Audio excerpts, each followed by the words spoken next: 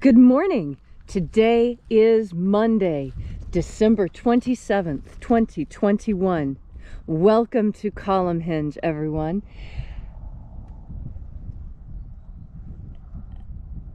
I'm Leslie McQuade, and this is... Welcome to the Secret Teachings of Jesus Revival. This morning we're going to be sharing with you some very amazing things. We'll be performing the opening of the 9th Treasury of Light again from the first book of Yahweh. This is a magnificent spiritual system, and it represents, in my opinion, the crown jewel of both Christianity and of Western esotericism in general. The methods used by Jesus in teaching his disciples to contact the higher dimensions are without parallel. They are amazingly effective. And this, believe it or not, the opening of the Treasuries of Lights with this magnificent system of angel contact is just the tip of a very large iceberg. I'm Reverend David Griffin. I'm Reverend Leslie McQuade. And this is the lost magic of Jesus Revival. The sun is the dispenser of light to the earth. May the living light of the God Force inflame our souls with abundant life. Our destiny lies amongst the stars, and to the stars humanity shall ascend.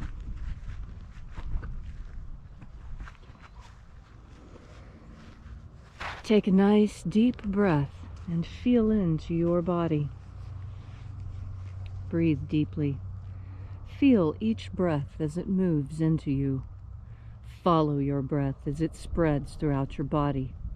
And as you are breathing deeply and feeling deeply into each and every part of yourself, visualize yourself as the tree of life, however it is you imagine that tree to be, and grow your branches up high into Alpha sky. Drive your roots down deep into Omega Earth.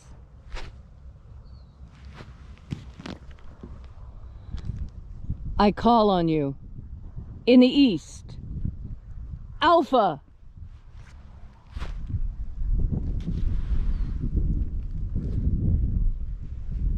I call on you in the west, Omega.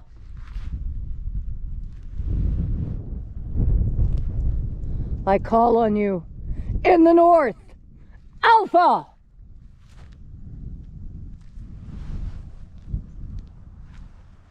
I call on you in the south, Omega.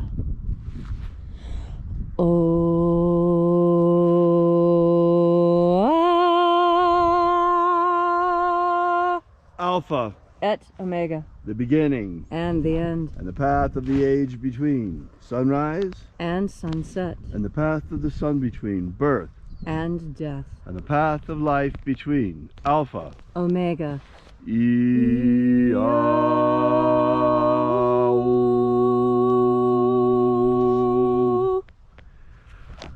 Oh, welcome back to Alpha Omega Free Churches. Once again, we celebrate the lost rites of the secret teachings of Jesus. This morning we begin by reaching out to the angels in the invisible once again. Angels of the 9th Treasury of Light, attend. Watchers, we know your names, so stand aside as we enter the treasury.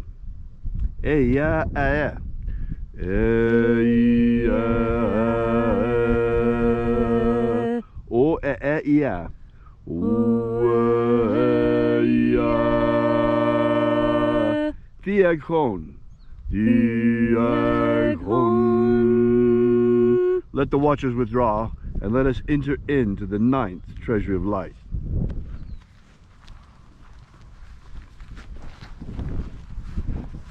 And there are 12 heads in my Father's treasury, and these are the names that are in the places when they sing praises to my Father, and he gives light power to them.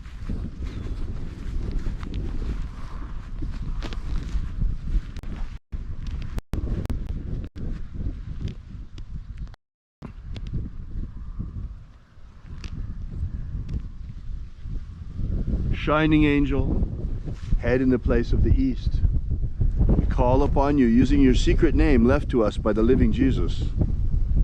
Aoza Eya. Aoza Eya.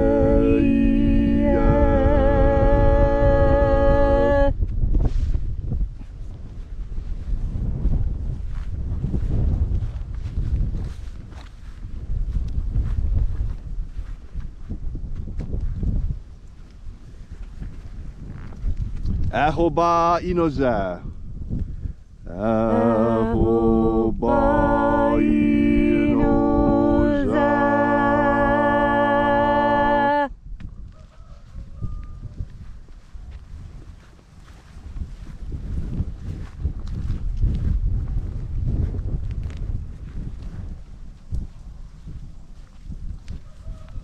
Oza Oe. Oza Oe.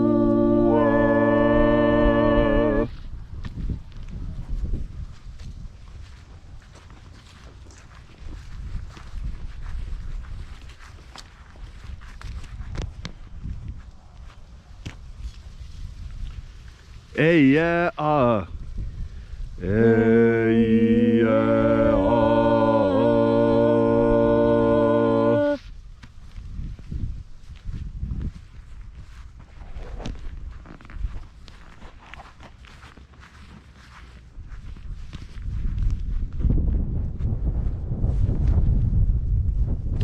Naranezao. Naranezao.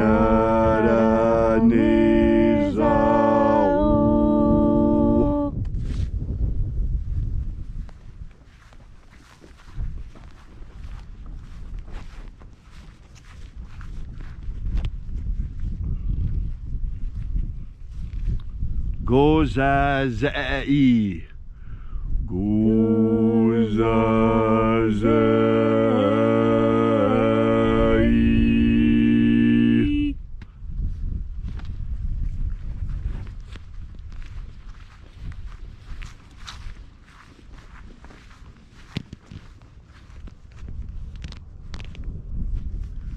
Tonezea.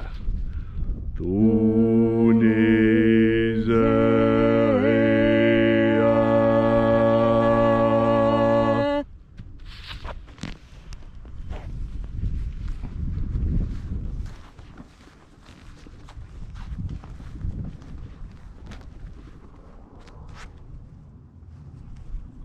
Alpha Ωmega.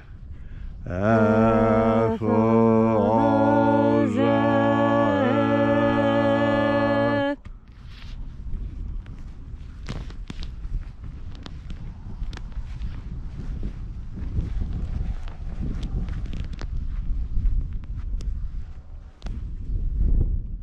Dozeia.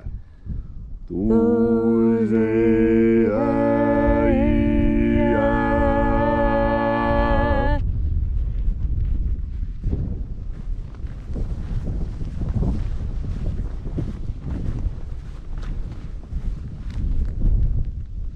Ezapsachonza.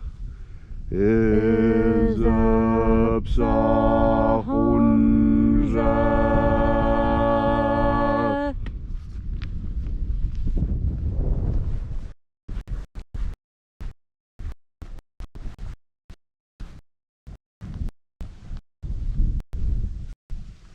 Barezazai. Barezazai.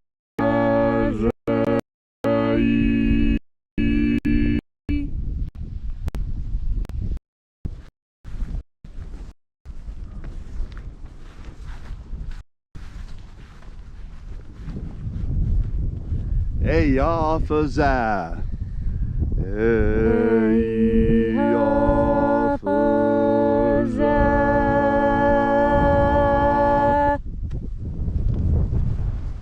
So we completed our journey through the places, evoking each of the 12 mighty angels' head in its proper place and proper rank.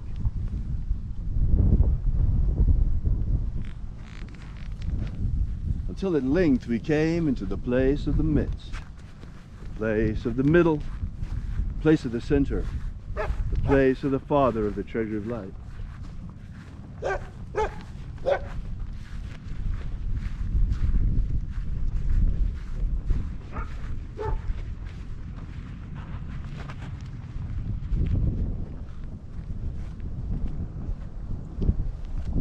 O Father of the Ninth Treasury of Light, by your cipher and by your name, we invoke you.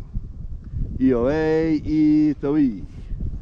Ioe Ithoi. Let the divine light descend.